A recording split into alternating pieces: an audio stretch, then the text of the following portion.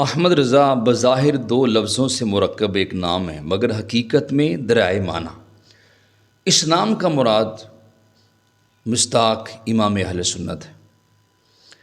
مجدد وقت ہے، اعلیٰ حضرت ہے، محب اولاد بطول ہے اور پیکر عشق رسول ہے۔ یہ وہ ہستی ہے جسے عرب و عجم کی علماء نے خراج عقیدت پیش کیا، جس کے زور قلم نے الحاد کے امڑتے ہوئے طوفانوں کے رخ موڑ دیے، جس کی حق گوئی نے پوری دنیا میں تہلکہ مچا دیا، جس نے کبھی اتحاد امن کے نام پہ منافقت اور ریاکاری کا لبادہ نہیں اڑا، جو کبھی کسی امیر و وزیر، راجہ نواب و سرائے کے در پہ نہ گیا، جس کے قلم نے کینہ پرور سازشیوں کے نقاب کے چھتیڑے اڑا دیے، جس کا قلم کبھی خوشامد اور مصلحت اندیشی کے غلاظت سے آلودہ نہ ہوا،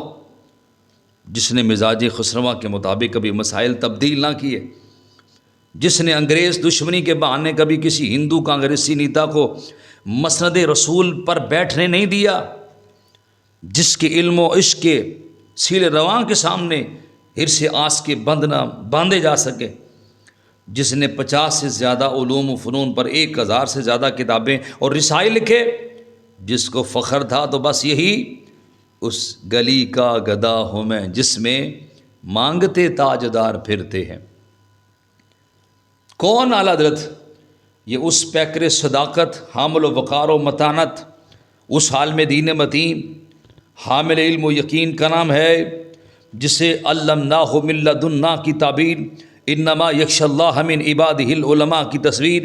والراسخون فی العلم کی تفسیر کہیں تو بے جانا ہوگا۔ یہ اس عاشق رسول کا نام ہے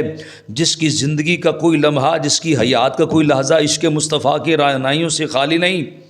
جو علم بے قراں اور عشق جاویداں کا حسین سنگم تھا۔ ایسے عظیم انسان مادر کی تھی کبھی کبھار جانتی ہے، جن کے اوپر رب قدوس کا فضل کرم ہوتا ہے،